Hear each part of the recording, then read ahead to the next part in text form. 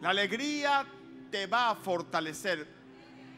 La Biblia dice, el gozo de Dios mi fortaleza es. Frente a ese problema, frente a tu circunstancia, frente a los retos y adversidades, alabar a Dios, expresarle alegría a Dios, va a debilitar tu gigante y te va a fortalecer a ti.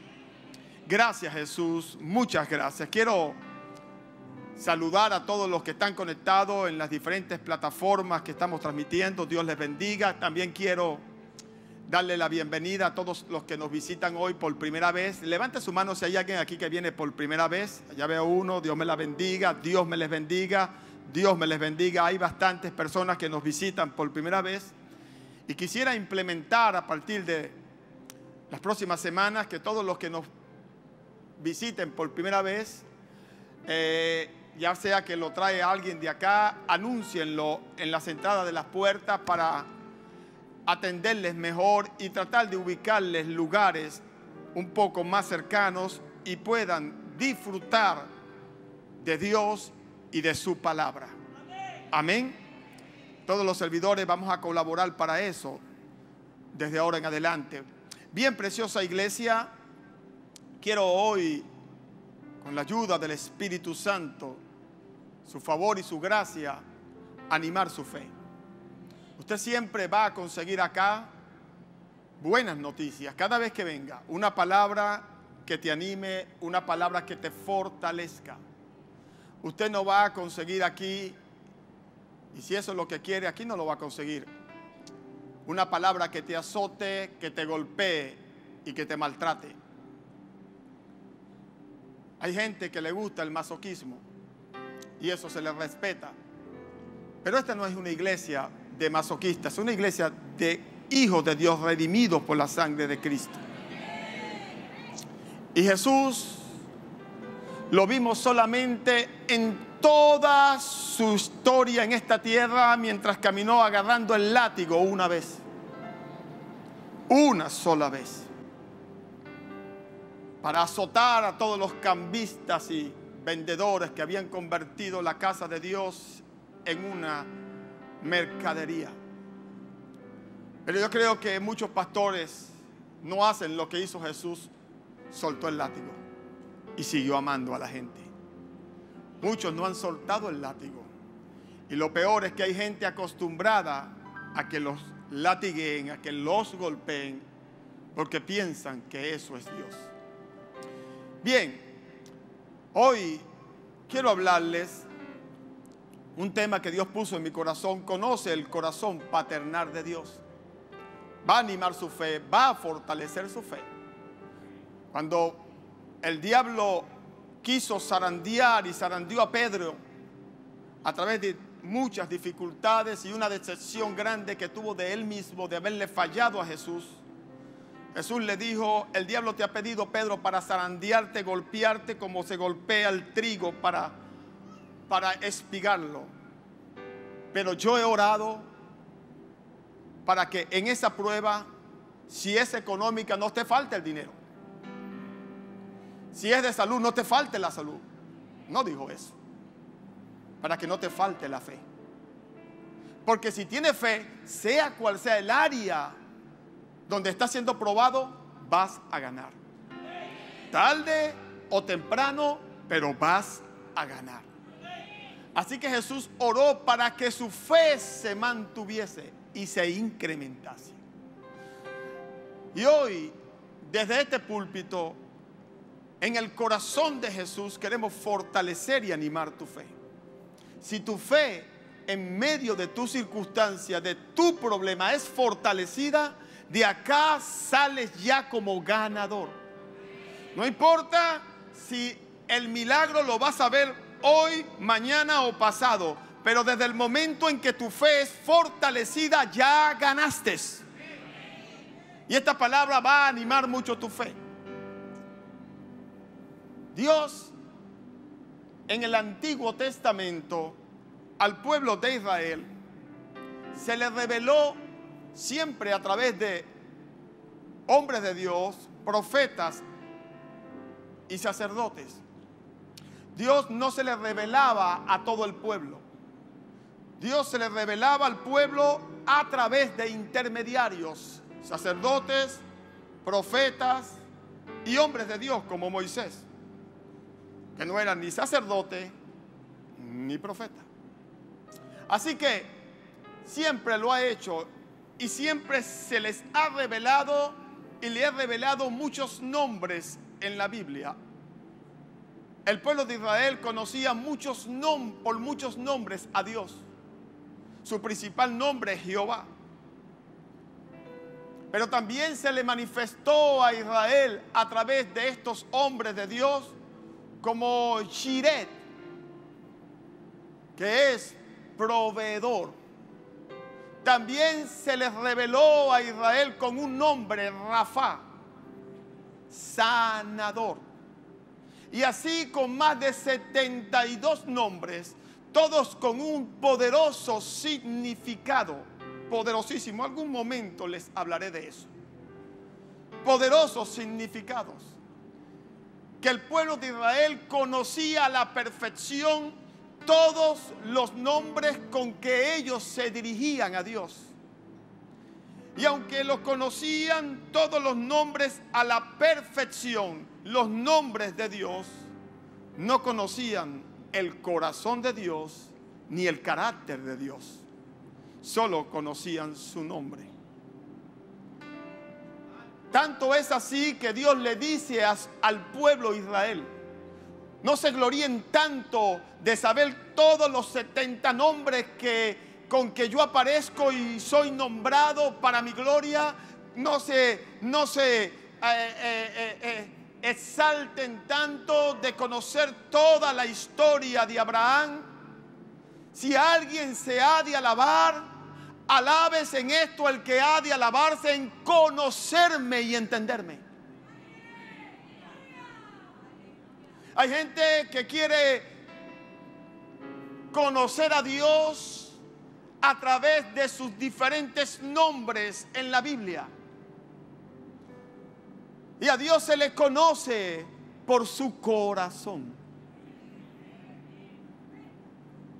Algo hizo Jesús muy poderoso cuando aparece en el escenario del mundo. Jesús aparece en el escenario del mundo y no era un hombre más, era Dios hecho carne, era el Hijo de Dios.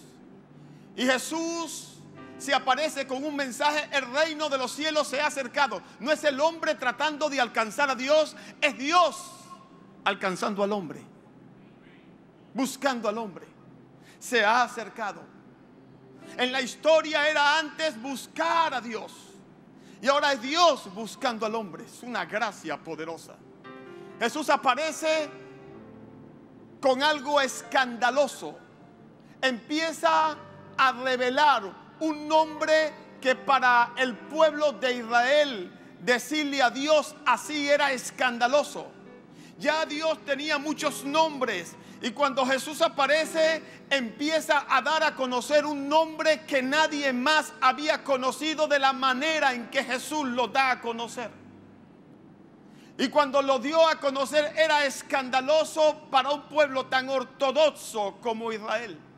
Porque Jesús empieza a llamar y a enseñar al pueblo de Israel, acostumbrado a llamar a Dios por diferentes nombres desde la antigüedad. Y viene Jesús y les dice: cuando oren, no oren como oran los fariseos, que creen que por sus palabrerías y aprenderse tantos nombres serán oídos. Oiga, iglesia, no es porque judaices y aprendas a llamarle a Dios Yahvé o decirle a Jesús Yeshua que serás oído. Olvídate de eso. Esos son cosas del hombre para su gloria, porque si yo sé muchos nombres, entonces si Dios me oye, la gloria es mía. Pero cuando Dios te oye por fe y por gracia, la gloria es de Dios. Así que Jesús da a conocer a Dios como Padre. Como Padre. Cuando ores a Dios, ora de esta manera: Padre, Padre, no Jireh, no Yahvé, no Rafa, Padre. Padre. Jesús dice algo escandaloso porque Dios siempre se movió en el Antiguo Testamento a través de intermediarios que daban a conocer a Dios. Eran profetas que le hablaban de parte de Dios. Pero Jesús dice algo más escandaloso aún de decir Padre, que es cercano, que es familia, que es intimidad. Era algo para Israel escandaloso, porque Israel se relacionaba con Dios, iban al santuario, iban al templo, se quedaban allá el pueblo, entraba el sacerdote con su incenciario, entraba el sacerdote con el cordero o el becerro al lugar que habían unas cortinas, y allí estaba el lugar santísimo, allí estaba el arca del pacto con las tablas de la ley, allí estaba la vara de Moisés, y era un lugar santísimo y venerado por el pueblo de Israel. Nadie podía ver eso, habían grandes cortinas, nadie podía ver. El sacerdote entraba con su incensario, el sacerdote entraba con su becerro, ofrecía los sacrificios, escúcheme bien, en nombre del pueblo, y se relacionaba con Dios en el lugar santísimo, el lugar donde está la presencia de Dios. Había una separación entre el pueblo y la presencia de Dios, porque había pecado y no podía Dios tener una relación con su pueblo, por lo cual la sangre de machos cabríos, de corderos, era lo que impedía que el pueblo muriera. Y el sacerdote estaba en la presencia de Dios y salía, y si había algo que Dios quería decírselo, se lo decía al pueblo. Y el pueblo estaba afuera orando, y el sacerdote entraba y decía: Dios oyó la oración, o Dios no la oyó, o lo que sea que quería comunicarles de parte de Dios. Y Jesús hace algo, porque Jesús inmediatamente, ellos tenían siempre la vista puesta en el sacerdote cuando saliera. Tenía campanas para ellos poder saber cuando el sacerdote ya venía. Ahí viene, ahí viene. Vamos a ver qué dice Dios. Vamos a ver si Dios aceptó la ofrenda. Vamos a ver si Dios escuchó mi oración. Jesús hace algo poderoso. Jesús dice: cuando ores, ora Padre nuestro. No del sacerdote, no de una curia religiosa, que son intermediarios entre tú y Dios. Ya no, Dios no dice eso. Dice: ora al Padre de esta manera: Padre nuestro. Es tuyo, es tuyo, es tuyo, es tuyo. No es mi papá solamente, es tu papá también, y es tuyo, y como Padre te ama. ¿Puede decir amén? Eso era algo escandaloso. Jesús luego no había muerto todavía en la cruz cuando habló de esto, cuando enseñó el Padre Nuestro, cuando empezó a referirse a Dios como Padre, en parábolas como Padre, en diferentes enseñanzas como Padre. Y Padre no mío. Jesús no dijo: es Padre mío nada más porque yo soy el único hijo de Dios. Es Padre tuyo, o sea, tú también eres hijo. ¿Está oyendo, iglesia? Jesús entonces va a la cruz, y usted sabe que en la cruz derramó su sangre, pagó el precio de mi pecado, el castigo de mis fallas, de mis debilidades y de mis faltas. Y dice la Biblia que cuando Jesús estaba ya a punto de morir, el cielo se oscureció y se cerró. Ese fue el momento en que Jesús se vistió de ti y de mí. Se vistió de mis pecados, se vistió de mis fallas, se vistió de mis enfermedades, se vistió de mis debilidades, se vistió de todo lo malo de la humanidad. Y cuando se vistió de eso, el cielo se cerró, se puso una nube oscura. El cielo no podía tener comunión con un hijo que estaba vestido de ti y de mí. Y cuando Jesús se vistió de todos nuestros pecados, entonces vino el castigo sobre él que tú y yo merecíamos, y murió diciendo: consumado es. Ya pagué el precio de ello. Jesús se vistió de ti y de mí con un único propósito: que tú puedas vestirte ahora de él. ¿Está oyendo? Vestirte de Jesús es que ahora eres hijo. Y cuando eso sucede, desde el momento en que Jesús muere y dice consumado es, dice la Biblia que en ese momento el velo del templo de Salomón se rasgó en dos. Dios diciendo: ya se acabó el tiempo de los intermediarios. Ahora todos son mis hijos y yo soy su papá, y no hay pecado que pueda impedir que ellos oren a mí y yo los oiga. Por eso dice: acercaos al trono. Al trono. En un trono es un lugar donde se sienta un rey. Acercados al trono donde está sentado, ya no un rey, ya no un señor, ya no un Jireh, ya no un Jehová, donde está sentado un padre. Un padre, diga un padre. Mi papá está en el trono. Acercaos a ese trono de gracia donde está sentado un padre, y hazlo confiadamente. Ahora puedes hallar socorro para tu problema, para tu enfermedad. El velo que dividía unos hijos, otros no, fue quitado. Y ahora todos son constituidos justos. Está oyendo por lo que Jesús hizo en la cruz del Calvario. Así que cuando se abre el velo, ya Jesús había dado a conocer a Dios como Padre.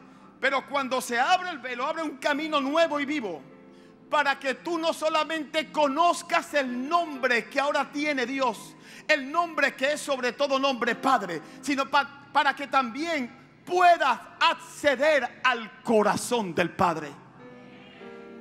O sea, no solamente conoces a Dios por un nombre llamado papá, sino que ahora puedes acceder por un camino nuevo y vivo al corazón de tu papá. Oh, eso es poderoso. Eso es más poderoso que conocer un nombre. Conocer a la persona. Usted conoce el nombre de Simón Bolívar y yo también, pero usted no conoció a la persona de Simón Bolívar. Muy diferente es conocer una historia, conocer un nombre, a conocer a una persona.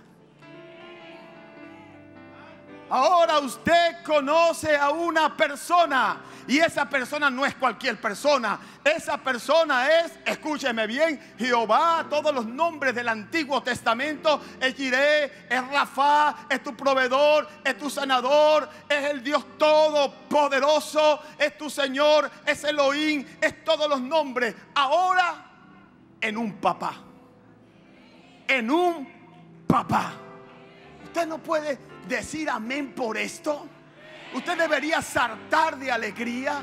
Yo tengo un papá todopoderoso. Yo tengo un papá sanador. Yo tengo un papá proveedor. Yo tengo un papá ayudador. Yo tengo un papá bueno. Yo tengo un papá que me ama. Yo tengo un papá que todo lo puede. Yo tengo un papá que le habla el futuro y lo hace venir. Yo tengo un papá que me tiene un trono y una ciudad celestial donde yo voy a ir. Yo tengo un papá que va a hacer que yo me encuentre con la familia que amo en ese lugar. Yo tengo un papá que construyó una mansión para mí. Yo tengo un papá que vació el infierno. Oh, yo tengo un papá que me ama.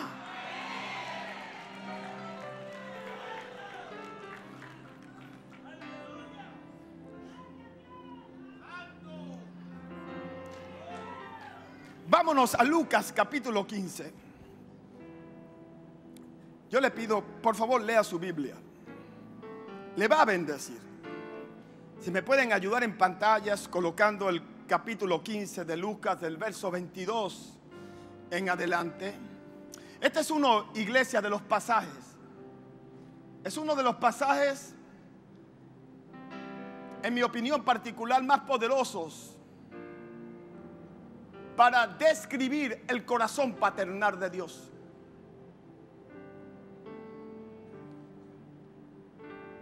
Para describir el extravagante y escandaloso amor de un padre por sus hijos. La parábola se le llama muy conocidamente la parábola del hijo pródigo. Permítame decirle algo. Este título no está en el original de la Biblia, el título parábola del hijo pródigo. Eso los añadieron los editores. Tratando de darle un sentido a la parábola, dijeron, bueno, el mejor título que aquí cabe es el hijo pródigo. Me gusta bastante. Es un buen título. Sin embargo, no es el original de la Biblia. Es un título añadido por los editores. Y en mi opinión, no le hace honor a todo lo que la parábola revela y a lo más central. Porque no se trata tanto esta parábola de un hijo que abandonó a su papá. Se trata más del escandaloso amor de un padre por sus hijos. Y no es como dice la parábola, el título, el hijo pródigo. Son dos hijos. Así que creo que el título no le hace mucho honor. Hay un hijo menor que usted sabe que se arrepintió y dijo, volveré a la casa de mi padre. Pero no me preocupa tanto el hijo menor como el mayor. Porque creo que el hijo mayor representa la gran tragedia de la iglesia hoy en día. Como pastor, donde tenemos a un hijo mayor, hijo del mismo papá, en la misma casa, sirviendo al mismo papá, cantando los mismos coros al papá, que no conoce el corazón del papá. ¿Está oyendo? Que no conoce el corazón del papá. Y aunque le dice papá, no conoce el corazón del papá. Vamos a la Biblia. Vamos a comenzar en el verso 22 de la parábola.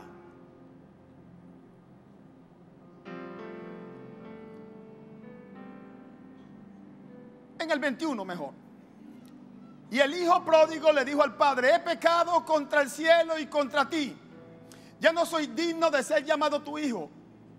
Pero el padre dijo a su siervo, sacad el mejor vestido, vestirle y poner un anillo en su mano y calzado en sus pies. Y traed el becerro gordo y matadlo y comamos y hagamos fiesta. Porque mi hijo muerto era y ha revivido. Se había perdido y es hallado. Y comenzaron a regocijarse. Y su hijo mayor, que estaba en el campo, y cuando vino y llegó cerca de la casa, oyó la música, las danzas y el fiestón. Y llamando a uno de sus criados, le preguntó qué era aquello. Y él le dijo, tu hermano ha venido y tu padre ha hecho matar el becerro gordo por haberle recibido bueno y sano. Entonces se enojó el hermano mayor y no quería entrar. Salió por tanto el padre y le rogaba que entrase. Mas él respondiendo dijo al padre, he aquí tantos años que te sirvo, no habiéndote desobedecido jamás. Nunca me has dado un cabrito para hacer una barbacoa o una parrilla con mis amigos. Pero cuando vino tu hijo, que es un bandido, que ha disipado todos tus bienes con prostitutas, rameras, que has hecho matar el becerro gordo. Entonces le dijo, hijo, tú siempre estás conmigo y todas mis cosas son tuyas. Mas era necesario hacer fiesta y regocijarnos, porque tu hermano, aunque no te guste, aunque te duela, con fallas, con debilidades, sinvergüenzón, es tu hermano. Que tenga oídos para oír, que oiga.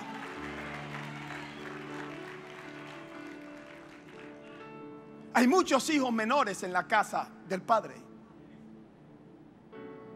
Aquí en Maranata yo conozco varios, para no decir muchísimos.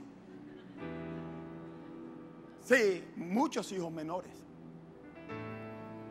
llenos de debilidades, llenos de fallas, medios lujuriosos. Y cuando me refiero a hijos, hablo de ambos sexos.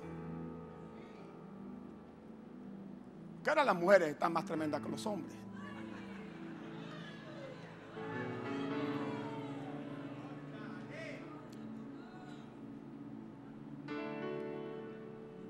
Que se van, hacen desastres y después vienen. Y después regresan a la casa. Y cuando regresan a la casa, el problema y la tragedia de la iglesia no es Dios, no es un padre que no los recibe, son unos hermanos mayores que no les quieren.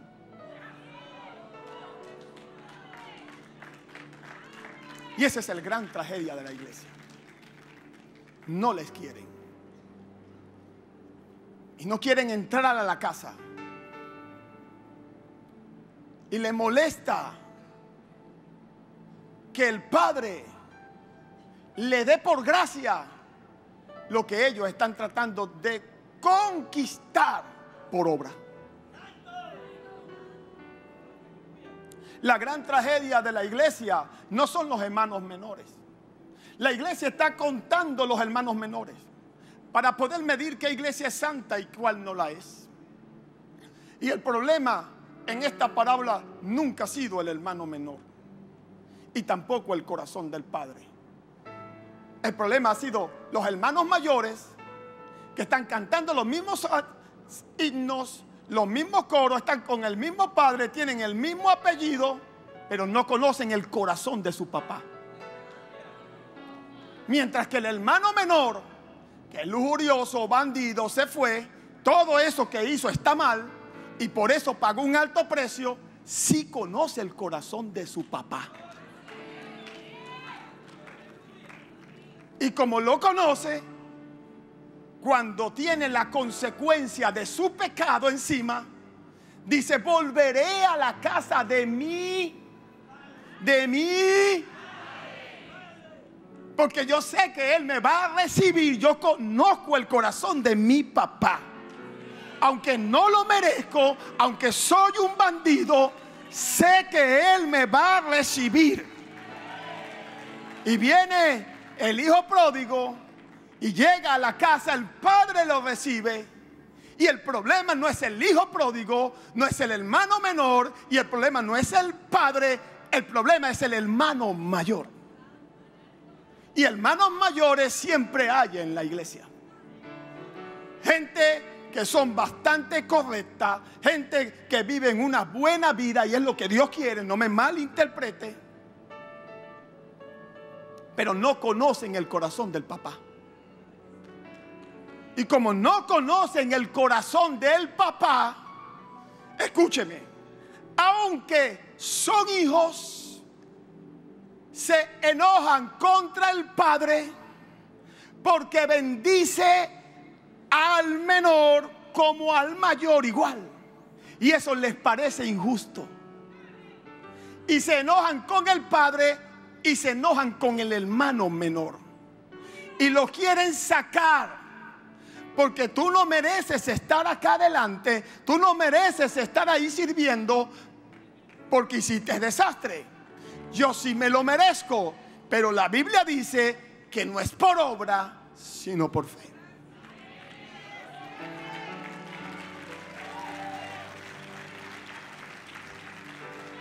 El pacto de la gracia no se trata tanto, escuchen los religiosos, no se trata tanto de hacer lo correcto. En el pacto de la ley se trataba de hacer lo correcto. En el pacto de la gracia no se trata tanto de hacer lo correcto, se trata de creer lo correcto. Cuando tú crees lo correcto, haces lo correcto. Pero no puedes hacer primero si no crees.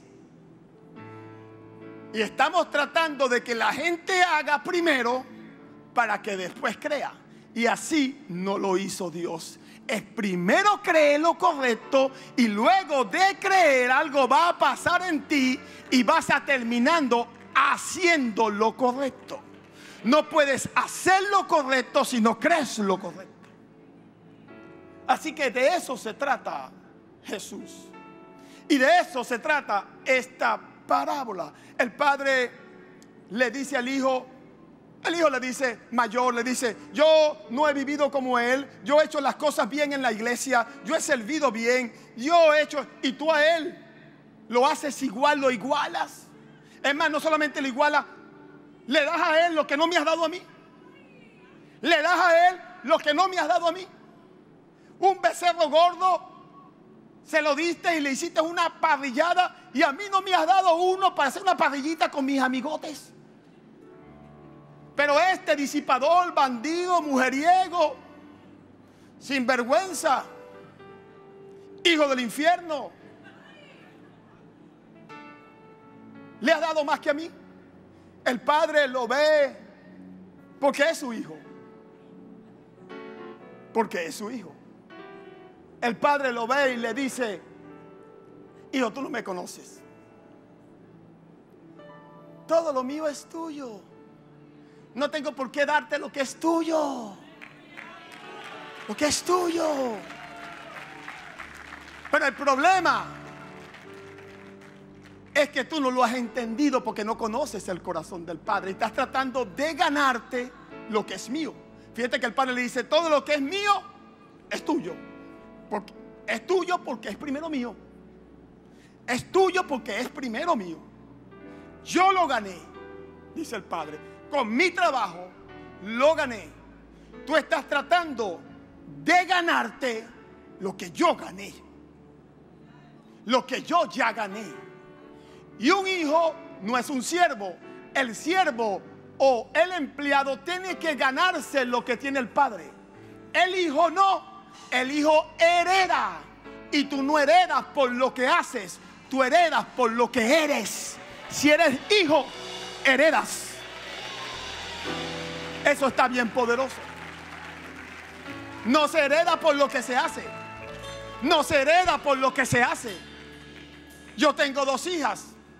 Van a ser mis herederas. Ellas no van a heredar cuando vayan ahí al juez a repartirse la herencia. No van a heredar. Y el juez le va a preguntar: ¿usted iba a la iglesia? No, yo no iba. No hereda. ¿Y usted oraba? No, yo no oraba. Tampoco hereda. El juez no le va a importar si oraba, no oraba, si es blanca, es negra. No le va a importar nada. Lo único que le va a importar es el apellido. Es hija de Francisco Barrio, por lo cual hereda todo lo que él trabajó en esta tierra. Es tan sencillo. Es tan sencillo. A un Jesús se lo explica. A un gran religioso erudito de la Biblia le dice a Jesús: Jesús, ¿qué hago? ¿Qué hago para heredar? Hacer y heredar. Jesús le dice: bueno, vuelve a nacer. ¿Quién es el que hereda? ¿El que hace o el que nace? ¿Y usted qué hizo cuando conoció a Jesús? Nació de nuevo. Usted hereda. Por lo cual, ¿para qué ganarte lo que el Padre ganó? Este hijo estaba tratando de ganárselo. Y como estaba tratando de ganarse lo que el Padre se había ganado, era una arrogancia del corazón. No le pedía. Trabajaba y no disfrutaba, porque estaba tratando de ganarse. El Padre dijo: todo lo mío es tuyo.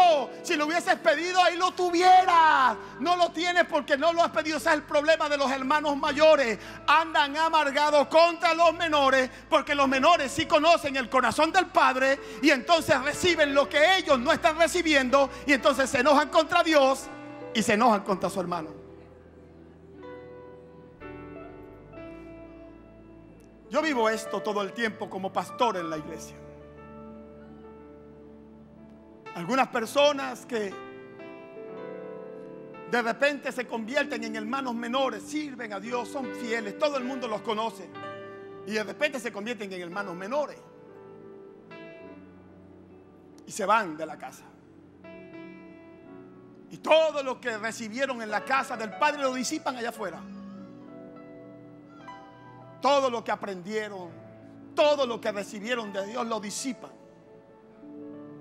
Les va mal, pero conocen el corazón del Padre. Y dicen, yo voy a volver. Y cuando vuelven, porque algo que hacemos en esta casa es no hablar mal de los que se van, no atacar a los que se van, no va a haber pastor en los grupos de WhatsApp mandándole un WhatsApp y usted va a escuchar mi voz y mira, cuidado con fulanito que se fue, ese es un diablo. ¿Ha escuchado algún mensaje mío así? Y nunca lo va a escuchar.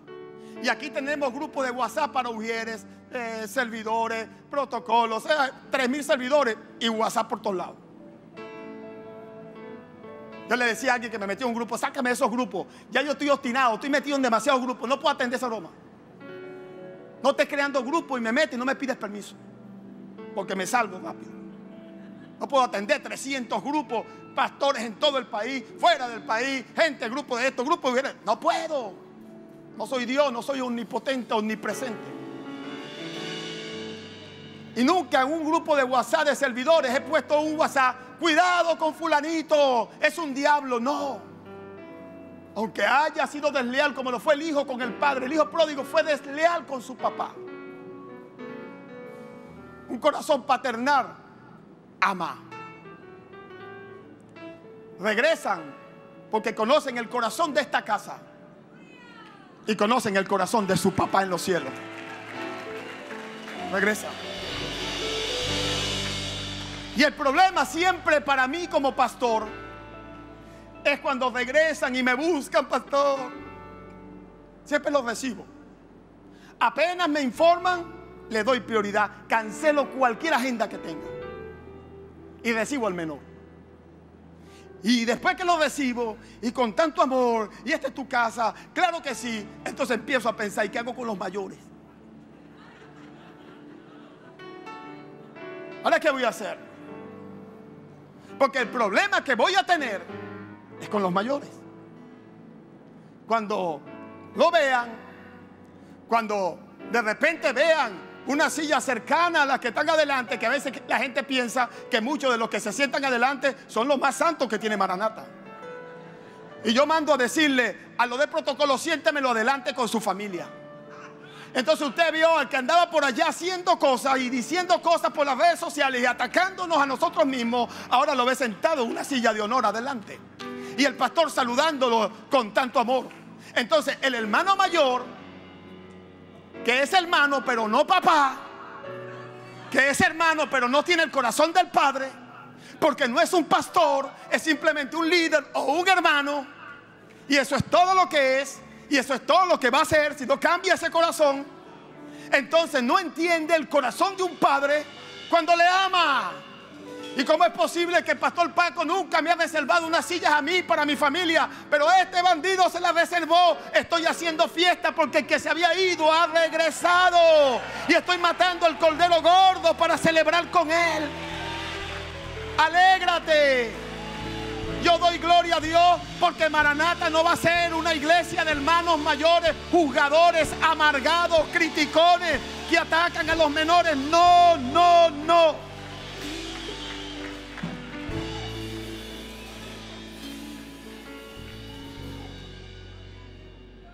Para mí, este es espíritu y demonio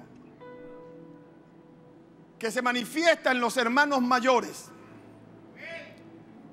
Yo le llamo espíritu de orfandad.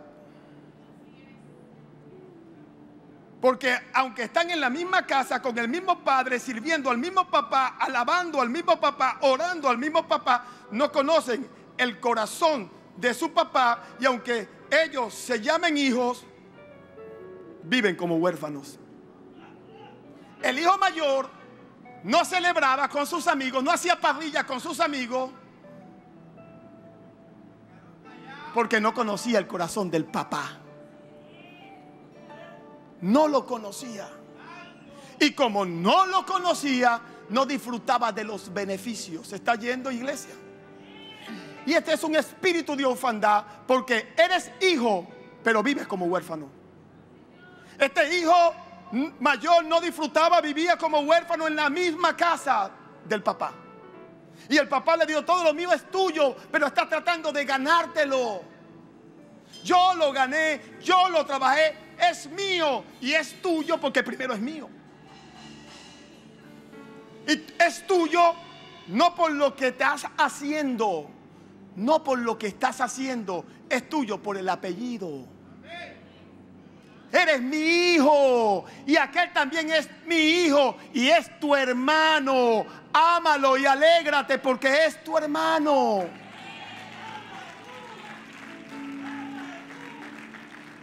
La iglesia de hoy en día quiere ser una iglesia de puros hermanos mayores.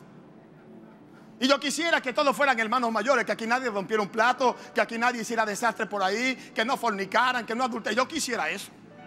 Que no estuvieran divorciándose 3 y 4 veces y después pidiéndole al pastor que lo case por tercera vez. A un servidor que lo casé, creo que la tercera. Le dije: esta es la última, ya sabe.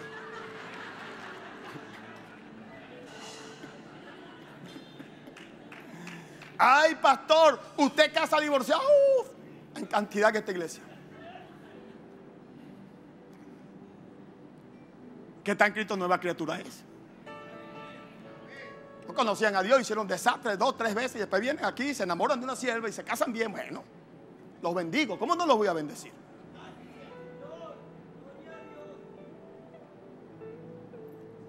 Y este es el problema y la gran tragedia de la iglesia, de hermanos mayores.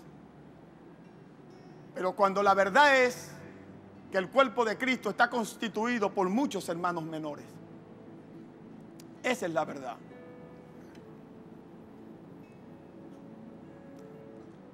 Recibimos lo que percibimos de Dios. Esto le va a bendecir. Recibimos lo que percibimos de Dios. Si percibimos que Dios es un padre como yo lo aprendí de mi papá, esa es la imagen que tendré de Dios y eso es lo que recibiré de Él. Hay personas que se han hecho una imagen, no pueden entender cuando hablo del corazón paternal de Dios, porque aún no tuvieron padres y vivimos en un país de muchos hogares divorciados donde muchas madres están criando solas. Y tenemos una generación de niños creciendo sin papá. Y por lo cual cuando Dios habla y Jesús habla del corazón paternal de Dios, entonces imaginan a Dios como ese padre que los abandonó a ellos. No tienen una imagen definida de un buen padre porque nunca lo tuvieron. Y algunos que lo han tenido fueron padres como todos los padres que fallan, no son perfectos. Se enojaron, tal vez le pegaron de una manera desproporcionada, tal vez los castigaron de una manera injusta.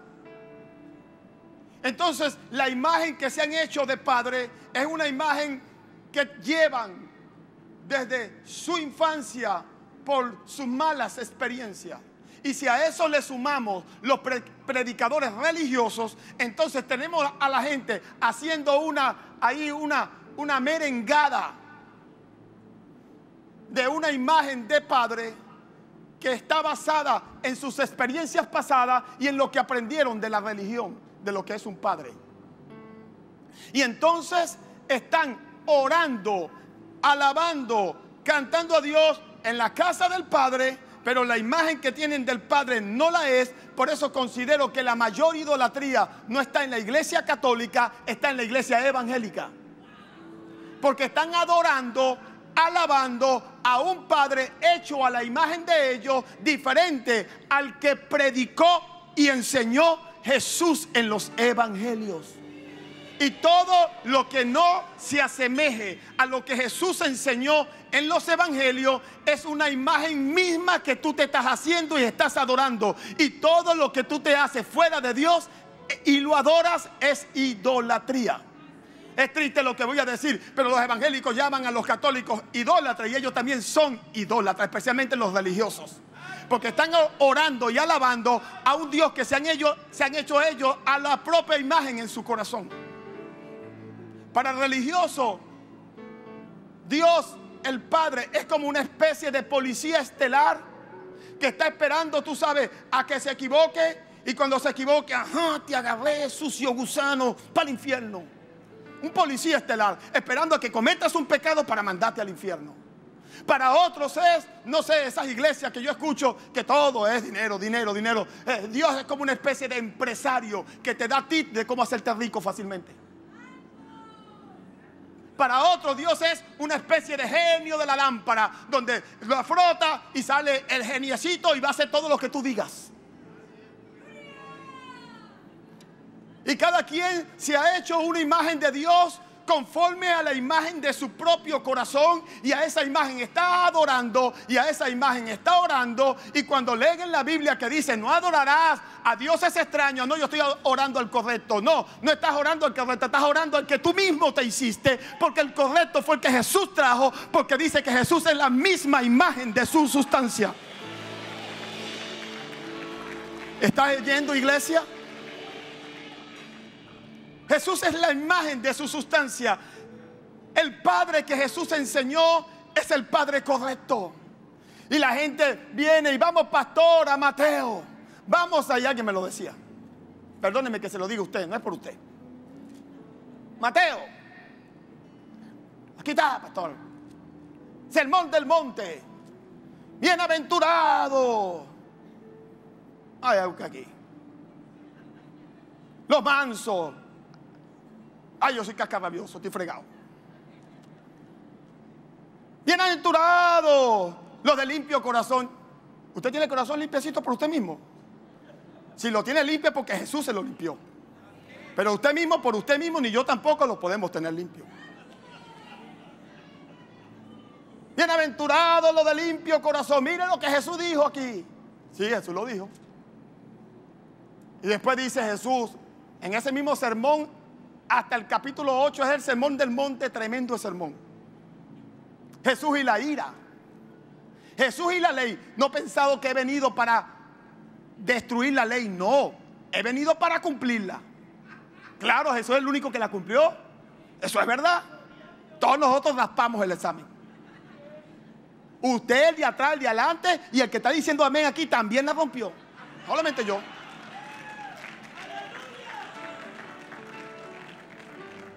Porque de cierto os digo que el cielo y la tierra pasarán, pero ni una tilde de la ley va a pasar. Claro que sí. La ley nos constituye a todos pecadores, estamos fregados. Sin Jesús estamos. Y si vuestra justicia y cualquiera que enseñe estos mandamientos y no los cumple, está listo. Yo he cumplido algunos, otros no. Y cuando te casas es cuando empiezas a romper mandamientos.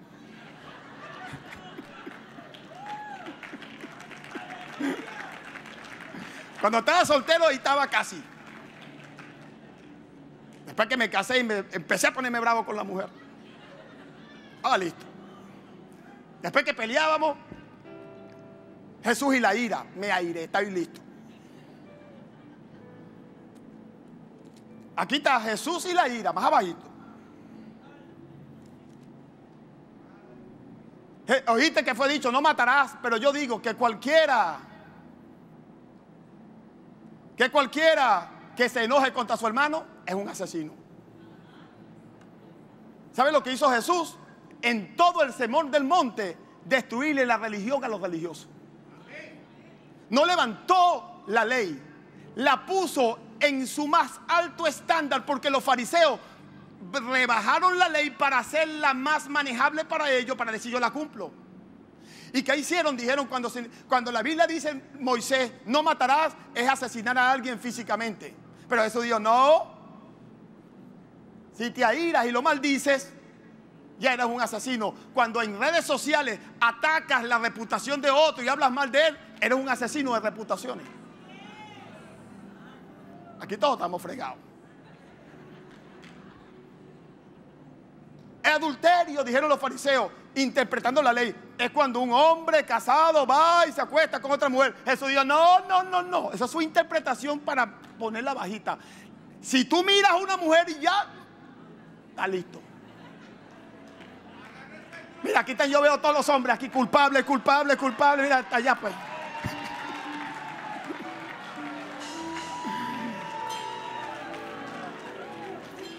Aquí no van a tener un pastor que le va a hablar mentira. No, olvídelo. Después, Jesús y el adulterio. Jesús está colocando la ley bien arriba. Están todos los fariseos. Y yo pensaba que yo era un hombre santo, ya no. Porque miré y me he enojado. Y todo lo que Jesús empieza en ese sermón, mire, Jesús y el divorcio. Ay, ahí habían varios divorciados, están listos. Jesús y los juramentos. Ay, hay uno que han jurado y perjurado hasta que la muerte nos separe, mi amor, te amo. Y después están viviendo con la mamá. Entonces, el amor hacia los enemigos, ahí estamos todos raspados. ¿Sabe lo difícil que es amar a un enemigo?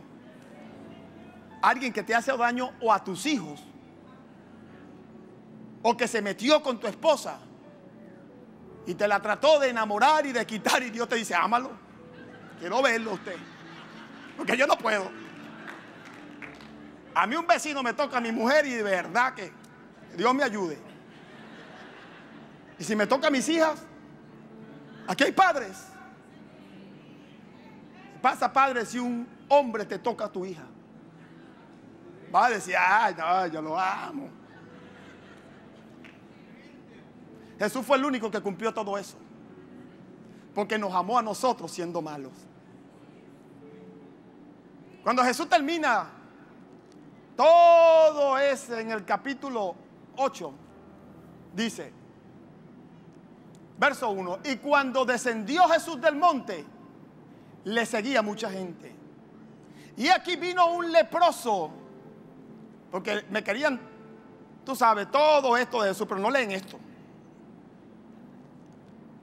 Cuando descendió del monte, aquí vino un leproso y se postró ante él diciendo, Señor, si quieres, puedes limpiarme. Ya va, ese leproso cumplía los estándares del sermón del monte. ¿Lo cumplía? No.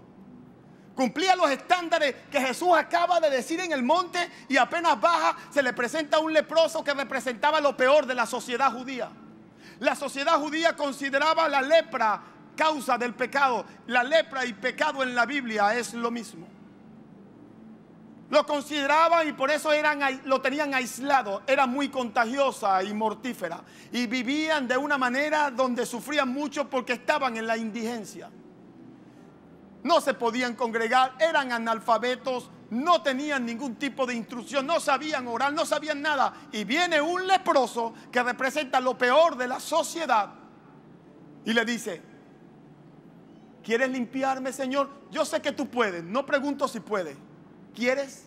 Porque después de ese sermón que lanzaste allá, yo no cumplo esos estándares. No sé, no estoy seguro que después de todo lo que has dicho en el monte, yo pueda ser sano. No califico para ser sanado. No tengo un corazón puro, no tengo un corazón amoroso. Me he peleado con el otro leproso y tengo un enemigo por allá. No estoy seguro que tú quieras. Jesús le dijo, sí quiero.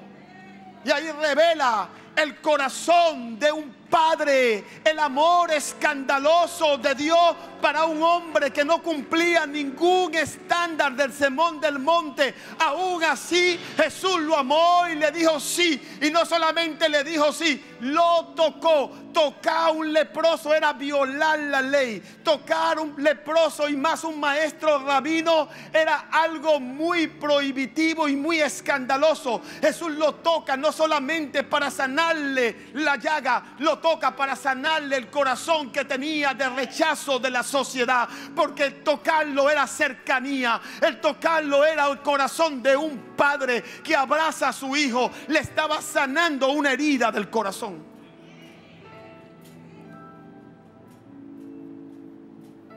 La gente lee la Biblia y no la entiende. Leen todo lo que Jesús está haciendo y piensan que Jesús les está diciendo a la gente: cumplan todo eso. Jesús sabe que no podemos cumplirlo, y aún así sanó a este leproso. No te va a sanar a ti, a ti, a ti, a ti, a ti. No te va a ayudar a ti, a ti, a ti, que no cumplimos los estándares del Sermón del Monte. Ese es mi Padre es bueno. Y no importa que hayan hermanos mayores que tengan un mejor comportamiento que el mío. Yo creo que lo mejor sería que todos tuviéramos el comportamiento del hermano mayor, pero con el corazón del menor. ¿Está oyendo? Porque lo que sucedió es que el corazón del menor, aunque pecó y hizo todo el desastre, como conocía el corazón del padre, volvió. Y por el amor del Padre su comportamiento cambió. Él no volvió más a hacer lo mismo. Así que aquí quedó un hijo que conocía el corazón del Padre y que había cambiado su comportamiento por el amor del Padre. Y aquí tenías a un hijo que tenía un comportamiento muy superior al del hermano menor, pero se quedó sin conocer el corazón del Padre. ¿Qué Dios quiere? Que tengas el comportamiento del hermano mayor. Ese es el deseo de Dios, pero con el corazón del hermano menor, para conocer al papá y para saber que todo lo que recibas no es por tu gran comportamiento, sino por el sacrificio de Jesús y su comportamiento en la cruz del Calvario. ¿Puedes decir gloria a Dios?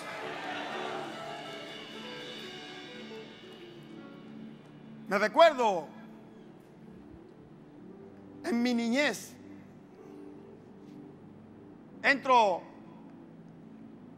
mientras preparaba este mensaje me recordé. En mi casa, mi mamá una mujer, y mi papá ni se diga. Y empecé a entender desde pequeño cómo funcionaba el mundo. Mi mamá decía: que no trabaje, no coma. Hijo varón, había que trabajar todos los días, desde muchacho. Si no podíamos trabajar en el vivero, teníamos que limpiar corredores, porque ahí usted sí podía agarrar una escoba. Yo que tengo son 10 años, vamos. Una casa grande de corredores, tipo colonial. Limpiar, trabajar, hacer algo. Y si me portaba bien, me premiaba. Y si me portaba mal, tenía una chancleta teledirigida. Eso era un misil. Tenía unos palitos y le llamaban chaparritos. No sé con qué mata lo hacía, pero eso sí sonaba. Así que empecé a entender que un mal comportamiento tiene consecuencias y que un buen comportamiento tiene consecuencias buenas. Así que empecé a entender de chiquito: así funciona. Y me porto bien, fino. Después entro al colegio y me enseñan que si estudio y saco buenas notas, me premian. Y si no, me rapan y me ponen a repetir el año. Y en el tiempo en que yo iba al colegio, la maestra le pegaban a los malos estudiantes con la regla, ponían las manos así. Yo vi a mi hermano varias veces. ¡Saca! Y yo dije: no, yo no me voy a que me den por ahí, que va, eso duele. Así que un poco más cobarde, yo voy a estudiar mejor. Y empecé a entender que si me portaba bien y sacaba buenas notas, había un premio. Luego empecé a crecer y más grandecito me llevan a la iglesia. Y en la iglesia me enseñan algo parecido a lo que había aprendido del sistema.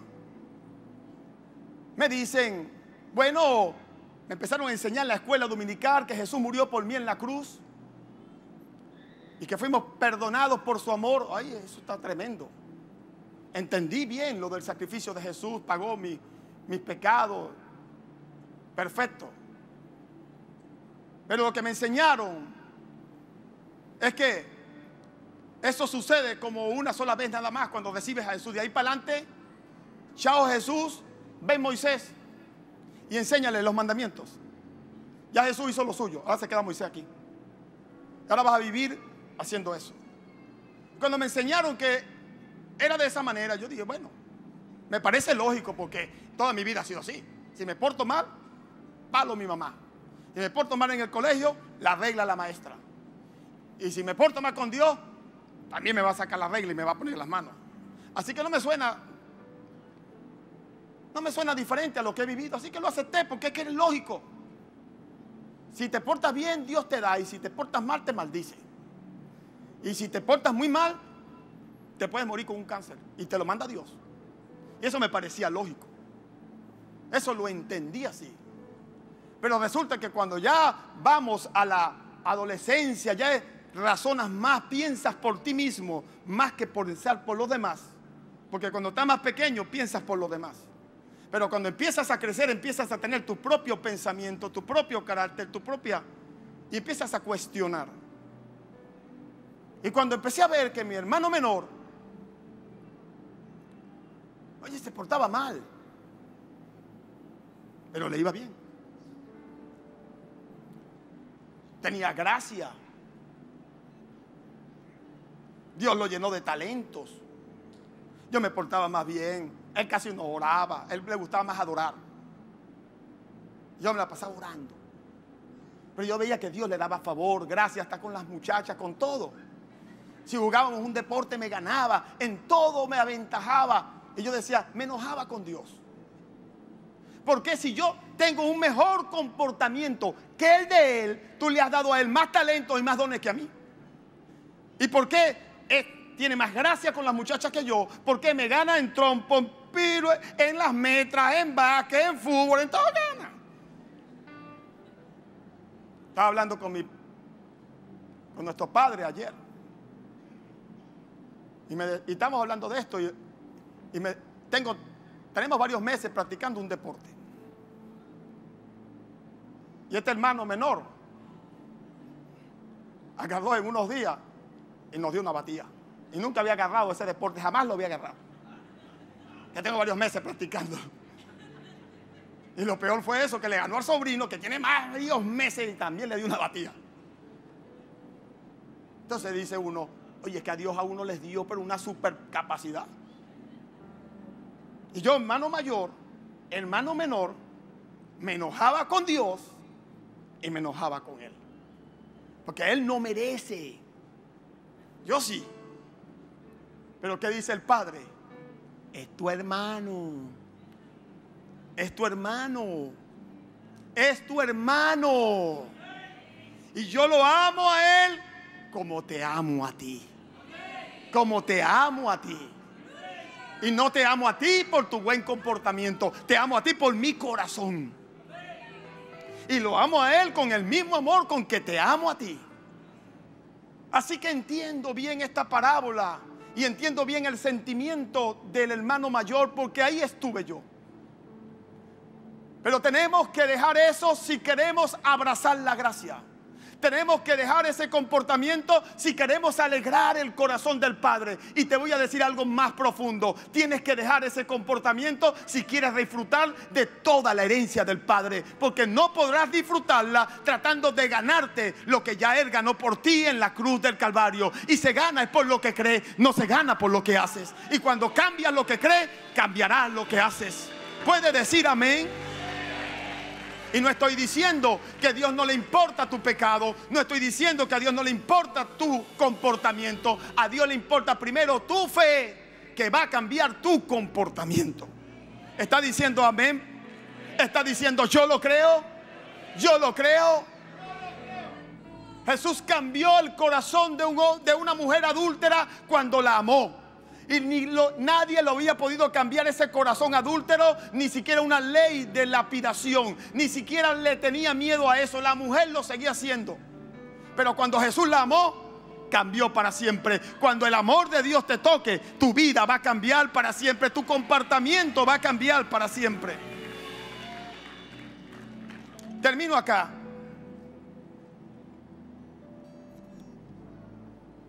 En Isaías 54. En el 53, usted sabe que aparece el sacrificio de Jesús en la cruz. El profeta Isaías en el capítulo 53 describe y profetiza a Jesús como el cordero que fue inmolado. Es la palabra profética más exacta y reveladora del sufrimiento de Cristo en la cruz del Calvario por ti y por mí. Pero termina el 53 y comienza el 54. La Biblia está escrita en un orden perfecto. Y dice el verso 1: Está escribiendo esto después que ya anunció el sacrificio de Jesús. Y está escribiéndolo un profeta. El capítulo 54 es un capítulo totalmente profético. Habla del futuro. Y estamos ya en este futuro porque ya Jesús murió. Y mire lo que dice el verso 1. Regocíjate, oh estéril, la que no daba luz. Levanta canción y da voces de júbilo, la que nunca estuvo de parto. Está hablándole a los hermanos menores. Está hablándole a la gente que ha sido estéril financieramente, en sus matrimonios, en su salud. Hay gente que tiene esterilidad en alguna área de su vida. Y hoy el Padre le está hablando a esa clase de hijos que están estériles en algo de tu vida. Yo no sé en dónde tú tienes esterilidad, pero esta palabra es profética y es para ti. Ahora, después del sacrificio de Cristo en la cruz del Calvario, después que Jesús abrió un camino nuevo y vivo, después que Jesús reveló el corazón de un padre, entonces la Biblia te profetiza y le profetiza a los estériles y le dice a los que nunca han tenido lo que sea, salud, bendición financiera, matrimonio saludable, alégrate. Y te está diciendo alégrate no cuando te llegue, alégrate cuando lo oigas. ¿Está oyendo? Alégrate no cuando te llegue, alégrate cuando lo oigas. Regocíjate y alégrate. ¿Por qué?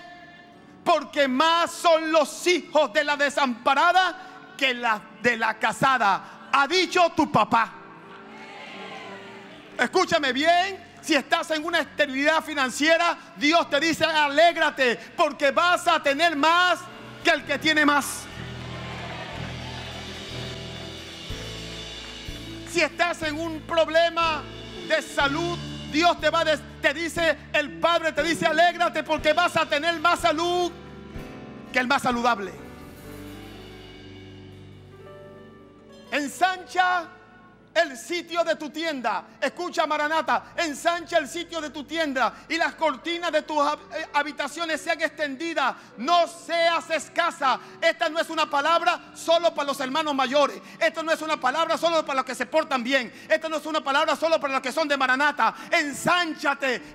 Soy un padre que hace salir su sol sobre buenos y malos, sobre pastores y ovejas, sobre líderes y servidores, sobre niños y adultos, negros y blancos, de este bando y de aquel bando. Soy un padre bueno. Ensancha, porque esta palabra es para todo un país, no es para una curia religiosa, no es para un grupito. Ensánchate.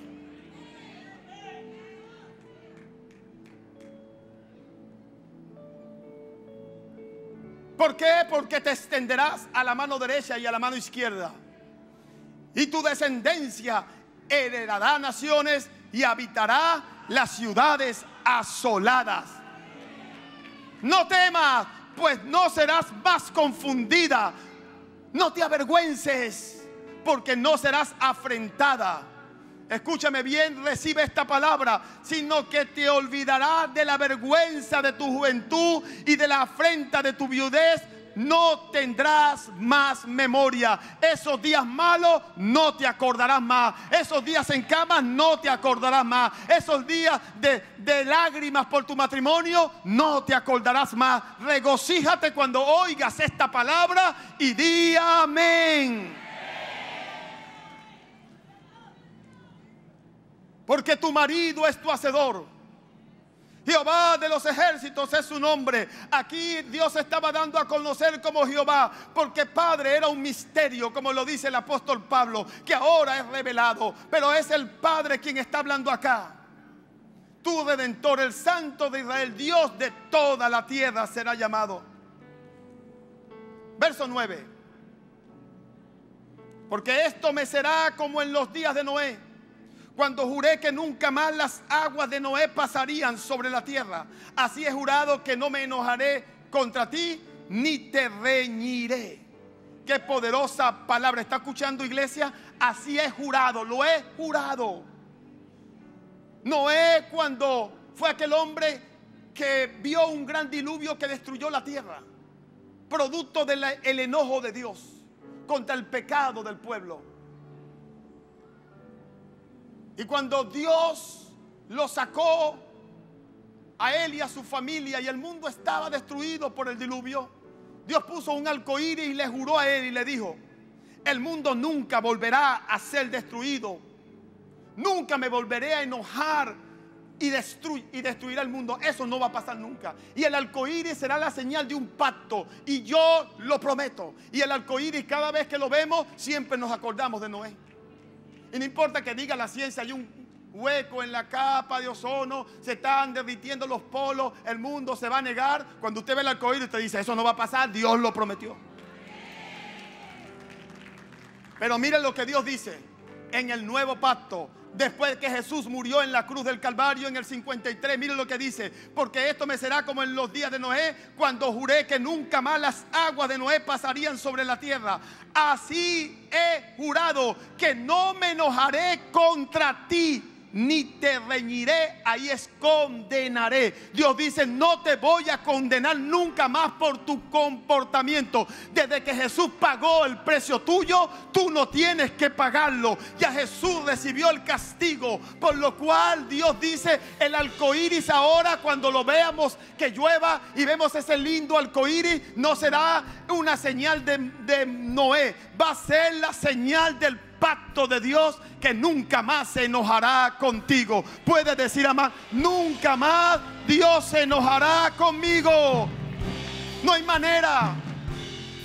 Por eso Jesús da la parábola del hijo pródigo. Cuando el hijo pródigo menor regresa, no consiguió un padre enojado, consiguió un padre con los brazos abiertos. En la parábola de Jesús se estaba cumpliendo lo que Dios profetizó por boca de Isaías: que nunca más Dios se enojaría con tu pecado ni con mi pecado, que de ahora Él nos amaría. ¿Puede decir amén, iglesia? Porque los montes se moverán y los collados temblarán, pero no se apartará de ti mi misericordia. ¿Está oyendo, iglesia? Dios te va a amar con amor eterno. Luego Juan, en Apocalipsis capítulo 4, aquí termino. Juan, el discípulo del amor. Juan, el que decía: yo soy aquel a quien Jesús ama. ¿Qué cosa? Aquel a quien Jesús ama. Pero Mateo no dice eso, Marcos tampoco, Lucas tampoco. Solamente lo dice el libro de Juan, el cual precisamente escribió él. Y él, cuando se refería a él mismo, decía: yo soy aquel a quien Jesús ama. A Juan se le reveló que Jesús lo amaba, que el Padre lo ama, y esa era su identidad. Si se te revelara hoy, tuvieras tu identidad cuando oras, cuando viene el problema, que el Padre te ama, tu vida sería diferente. No cuánto tú amas al Padre, cuánto el Padre te ama a ti. Juan, el que habló del amor, escribe en Apocalipsis y dice: yo vi al que estaba sentado en el trono, lo vi. Verso 3. Tenía un aspecto semejante a una piedra de jaspe y de cornalina. ¿Lo pusieron ahí? Exactamente.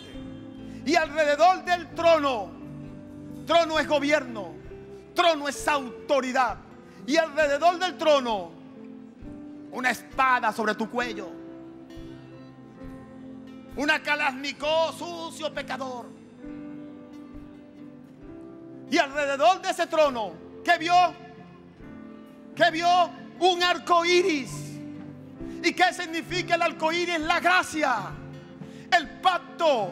Que Jesús, cuando tomó la copa, dijo: este no es vino, este es el nuevo pacto que en mi sangre os es dada. Es la sangre de Cristo que se vertió en la cruz, y se cumple la escritura que ahora Dios nunca estará enojado contigo.